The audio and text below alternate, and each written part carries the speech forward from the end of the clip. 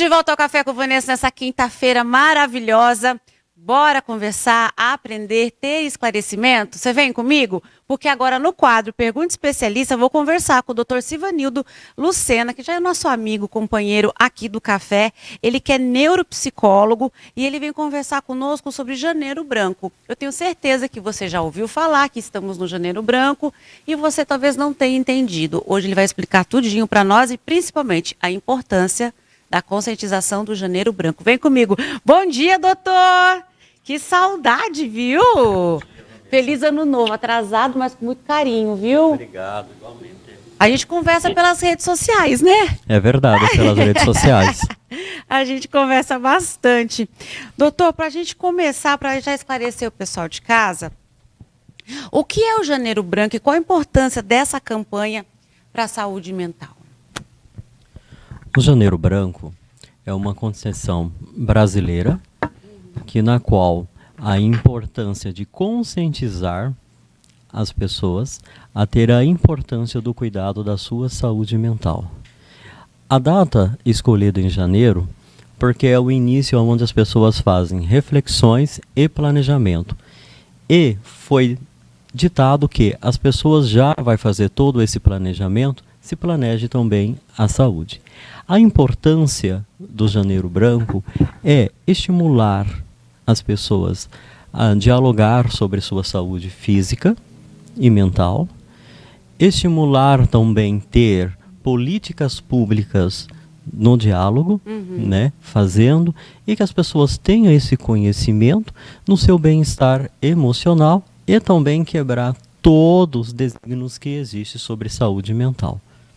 Tá certo. É importante falar cada vez mais, né? E trazer, principalmente isso que o doutor falou a respeito de políticas públicas, para que todo mundo tenha acesso, né? Para que todo mundo possa ter esse tipo de cuidado, de terapia, não é verdade? Exatamente, Vanessa, que as pessoas tenham o conhecimento e que pode ter empatia em dialogar sem nenhum julgamento e preconceito. Ontem, só para fazer um adendo com o doutor, eu estava assistindo um filminho bem de comédia, bobinho, e aí estava falando sobre homens e mulheres, né? Aí entre os atores, assim, tinha um que fazia um papel do mais inteligentinho, assim, né? Ele falou assim, vocês sabiam que a respeito da saúde, ele falou sobre depressão, sobre saúde emocional, os homens sofrem mais e padecem mais porque não fazem terapia, e isso é comprovado que o homem não vai fazer? Isso é verdade, doutor? Na maioria das vezes, sim. Sério? Sim. O quê? Preconceito? Eu acredito que aquilo que eu disse no início, os desígnios, né? Porque você já imaginou, muitas das vezes você está numa roda de conversa, a pessoa ela tem que ter empatia e acolhimento com o outro. E muitas das vezes nós temos que saber se abrir com pessoas certas no momento certo. Muitas vezes quando você vai procurar ajuda, por exemplo, como eu falei no início, vem um julgamento por falta de conhecimento. É por isso que a saúde mental, que faz ter políticas públicas voltadas para a saúde mental, para a gente quebrar toda essa barreira, esse desígnio e preconceito. Que muitas das pessoas sofrem calado, mas com medo da reação do outro. Porque sempre vai vir um julgamento. E na maior parte das vezes, sim, em todos os quesitos, o homem ele tem mais dificuldade de buscar a ajuda em todas as especialidades. A mulher é mais fácil já de ir, mas o homem eles têm uma resistência, só vai mesmo quando realmente passou da forma do limite e não tem mais como esperar e vai. Puxa vida. Teria alguma forma de poder ajudar essas pessoas? Assim, se alguém na família, né? Na família percebe e já falou, não adiantou. Foi até motivo de discussão. Quem você pensa que é para falar? Tem alguma coisa, doutor? Ah, sim. A família, né? Se discutir, sim. É aquilo. É necessário saber ouvir. É necessário ter empatia. Muitas das vezes a gente nem ouve a pessoa, a gente já julga, já condena, aponta algumas questões. Eu oriento, se for necessário e possível, acompanhar a pessoa até um procedimento especializado para que possa ajudar essa pessoa a ter um cuidado melhor. Porque afinal, todo mundo ganha. É gracioso todas as pessoas cuidar de você e também cuidar de quem você ama. Eu acredito que a gente até orientar a pessoa muitas das vezes faz bem. E muitas das vezes a pessoa só está esperando um flash para ela falar toda a realidade sobre o que está acontecendo com o emocional dela. É verdade. Bom, ficar... as pessoas em casa não é para olhar e julgar, né? É para ficar atento aos sinais. E quais são os sinais de que uma pessoa pode estar precisando de ajuda psicológica? Alguns deles são. A gente vai falar da desregulação emocional. Irritabilidade, apatia, tristeza, isolamento social, perda de sono ou de apetite, dificuldade em conscientização de memórias do trabalho dia a dia. Além disso, dificuldade de estabelecer rotina, desesperança, não acredita mais que ele poderá superar, ou aquele plano que ele tinha de uma viagem, até mesmo, enfim, outros, né? Ele já perdeu a desesperança. E muitas das vezes, a pessoa também, ela some das redes sociais, ou dá até alguns sinais, como algumas mensagens de humor deprimido, com tristeza. Puxa vida, né? E a família está vendo, né? Os amigos estão vendo tudo isso. Então, ficar observando, né? Eu falo assim, Vanessa, que nem todo dia a gente vai estar sorrindo. Não. Né? Nem todo dia a gente também vai chorar. Mas se nós analisamos que esse comportamento já está a partir da segunda semana, e eu conhecendo bem a pessoa, eu deveria fazer um café, né? Dar uma abertura para mim estar vendo essa pessoa, porque muitas vezes é algo que aconteceu que pode ser com uma simples conversa entre amigos, pode resolver, né? Direcionamento, sem julgamento, mas e com empatia, ouvir educadamente, não colocar lenha na fogueira, e levar a um especialista. Se você quiser eu te ajudo, vamos aqui. Por quê?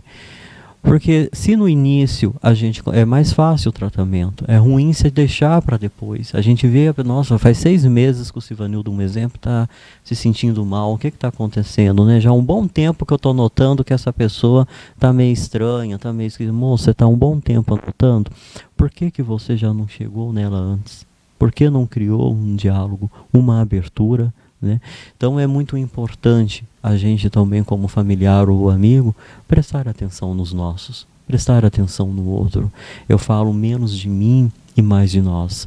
Eu acredito que quando há essa solidariedade humanizada, a gente vai muito, mas muito mesmo.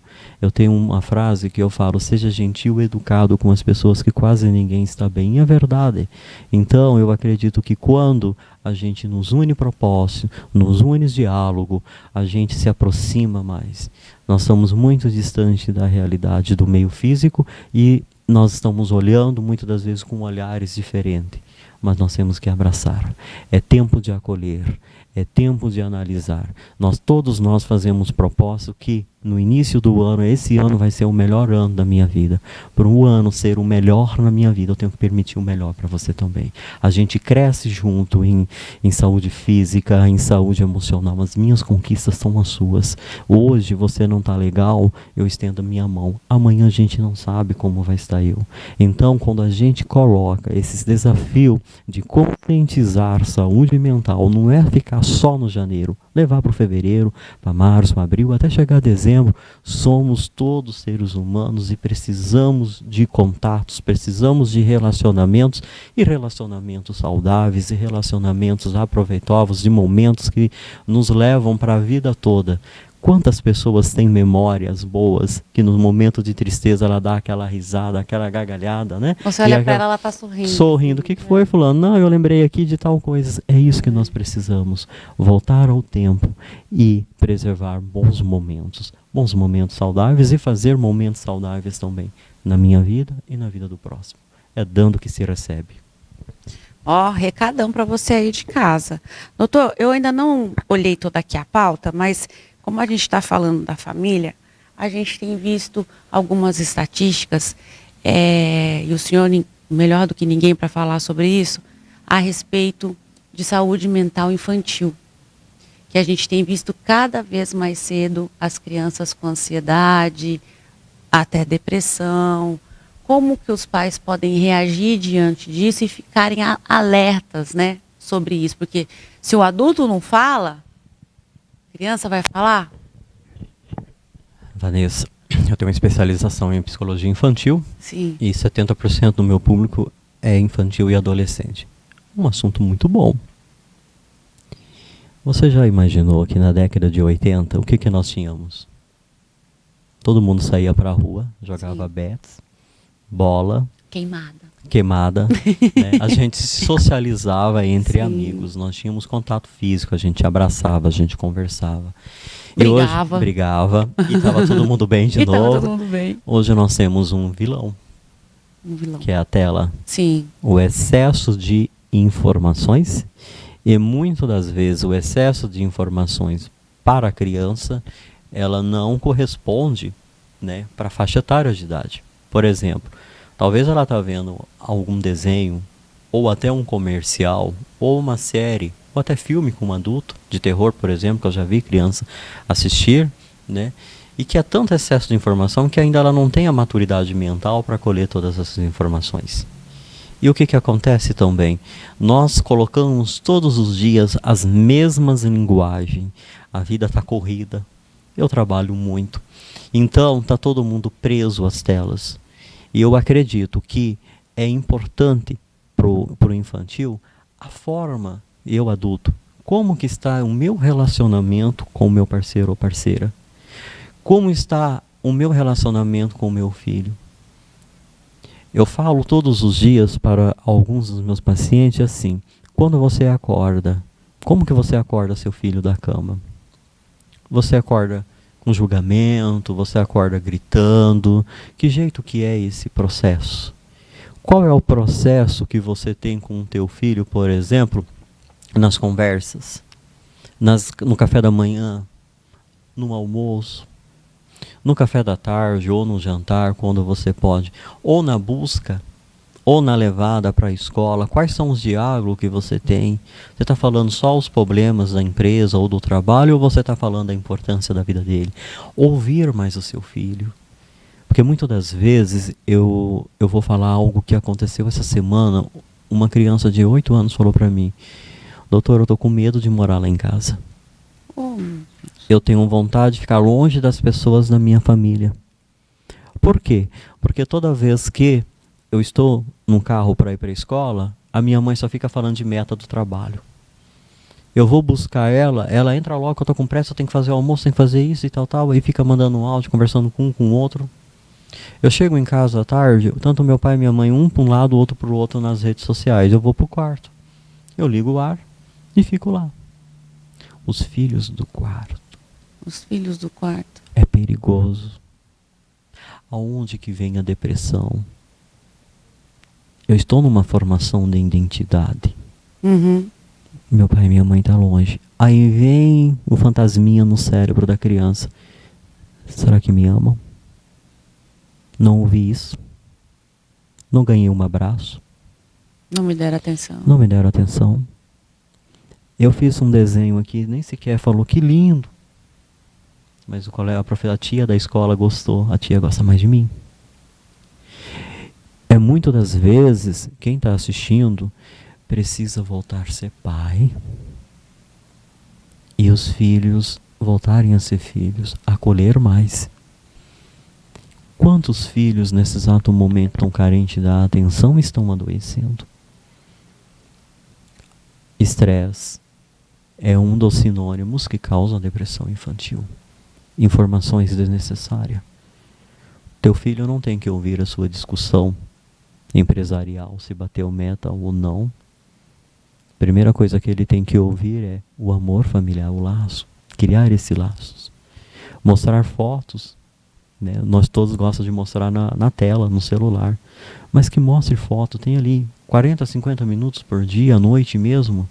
Vamos ver um álbum? Vamos ver um álbum, voltar à década de 80. Ai, que delícia. Aqui você tinha 6 meses, eu estava em tal lugar, aqui você tem 1 ano. Olha aqui o seu primeiro ano de escola. Olha aqui a primeira bola. Essa aqui era a tia fulana. Gostava tanto de você, hoje está em memória. A nossa família veio do Rio Grande do Sul, por exemplo, da cidade e tal. A pessoa criar identidade. Eu tenho jovens de 12, 14, 18 anos que eu pergunto a naturalidade dele, ele não sabe onde nasceu, não sabe de onde os pais veio.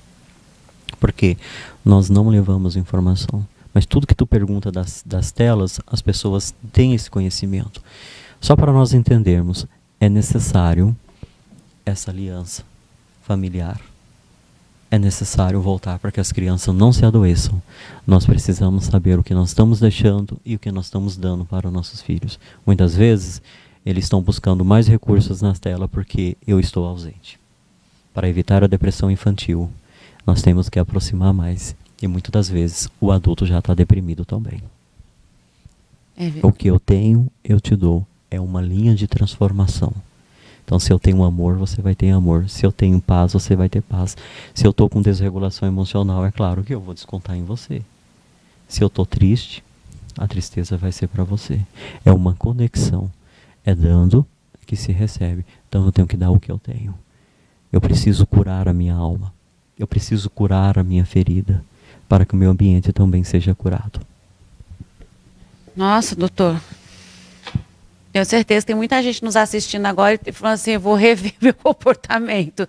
É necessário, gente, não é nenhuma bronca, não. Isso é amor e carinho pela sua família, pelo seu futuro. E a gente fica assim, mas se eu não correr, se eu não trabalhar, quem vai botar dinheiro nessa casa? Mas o que adianta trazer o dinheiro e tá todo mundo enfermo, não é, doutor? Exatamente. É necessário ter psicoeducação e é necessário ter educação comportamental. E é necessário também fazer uma higienização dessa educação para ver o que nós podemos melhorar como conceito. O que eu posso salvar o meu lar, mas antes eu preciso me salvar. Não adianta ter 100 mil reais, por exemplo, numa conta, se o lar está todo distante. Às vezes é melhor ter R$1 ou nenhum, mas ter um lar todo unido. Todo mundo contente, feliz com o que tem. Porque o mais importante de tudo é o amor. O mais importante de tudo é o companheirismo. O mais importante de tudo é a união.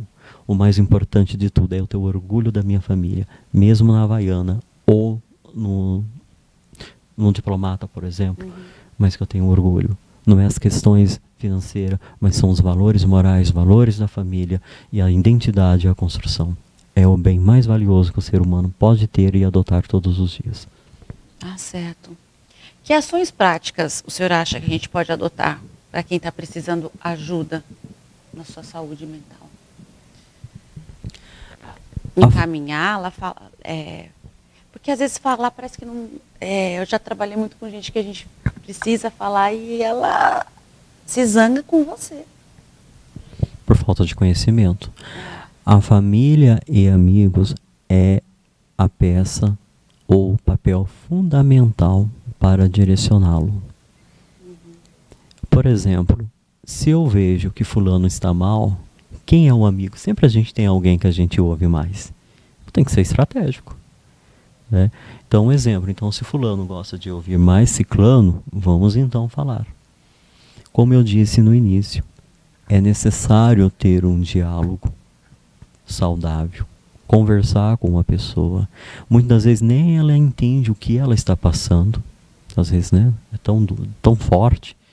Mas falar para ela que muitas pessoas, não chegar diretamente, né, sofre ou conheceu pessoas, para ela entrar num clima e ter essa aceitação. Mas muitas das vezes as dificuldades, Vanessa, vem também da pessoas, né, ter essa rejeição, porque é o julgamento. É o que as pessoas falam, brincam, né? Já vi pessoas, eu entrego laudo todos os dias, a pessoa voltar triste, tanto adolescente ou adulto. Eu contei para alguém da família, riram de mim, falaram que eu tô doido. Falou, não, gente, por favor, nós estamos aqui falando de Janeiro Branco, com tantas informações que nós temos hoje, não é para falar isso. Dê um abraço na pessoa, eu estou aqui com você, estou aqui contigo, né? Isso daqui você vai passar, nós vamos levar você numa especialista, está aqui recomendado psicoterapia, ajuda especializada em psiquiatria ou neurologia, nós estamos juntos, você vai vencer. E por que está tendo esse tabu, a rejeição? Porque ela já conhece alguém que passou por esse preconceito. Mas para que dê tudo certo, é necessário conversar muito e levar essa pessoa até um especialista, sem nenhum tipo de julgamento e, atenção, quebrar todas essas barreiras. Eu acredito com amor, com paciência, benignidade, tendo empatia, a gente resolve muita coisa. Quanto antes melhor, né, doutor? Quanto antes. Quanto antes. A gente evita tantas desregulações emocionais, né? Tanto físico, na saúde física e emocional.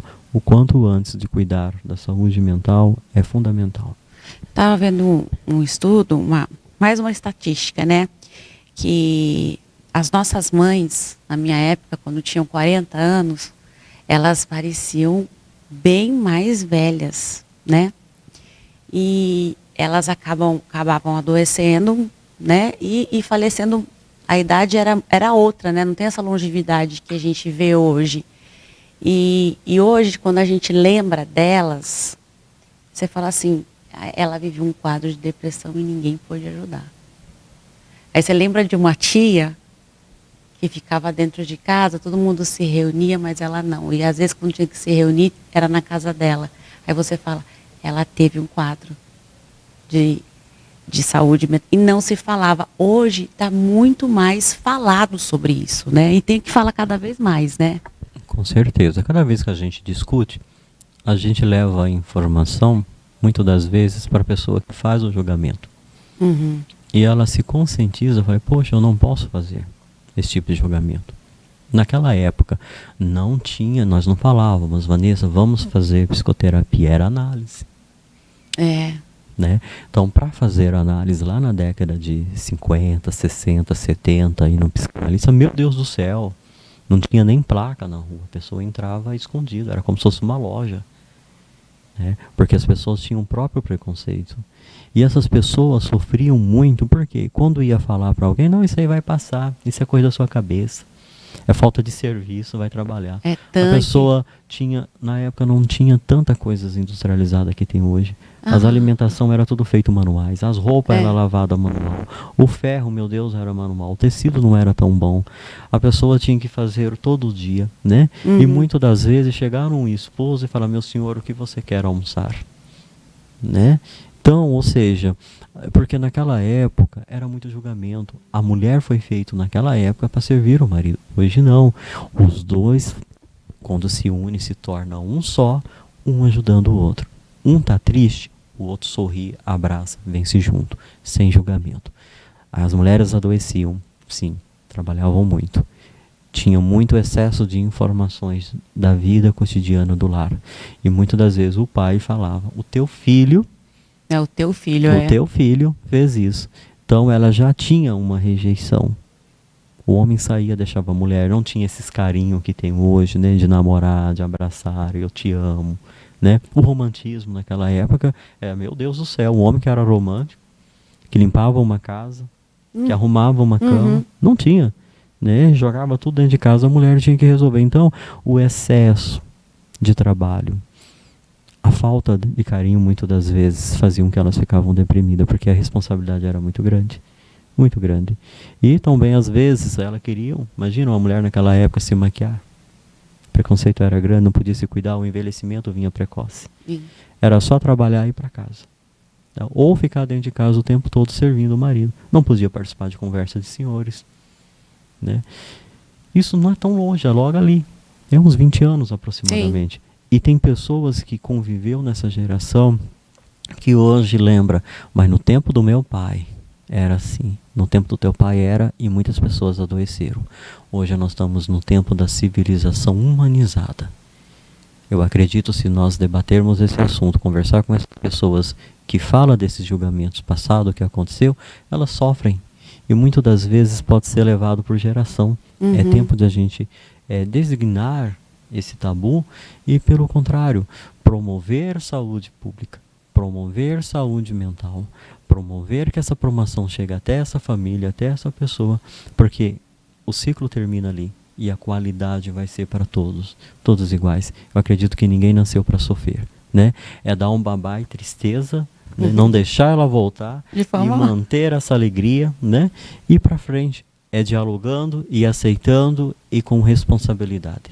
Ah, eu ficaria a manhã toda aqui com você, doutor, mas ficaria mesmo, porque é tão esclarecedor e é um assunto que eu gosto muito de falar, sabe? Gosto muito de falar e quero que cada vez mais haja uma conscientização dentro das casas e que os olhares mudem, sabe? Assim, o olhar dos pais para os filhos, o seu filho não é um problemático, o seu filho não está, sabe, e tenta esconder, ou o seu marido, sua esposa, alguém que está perto de você.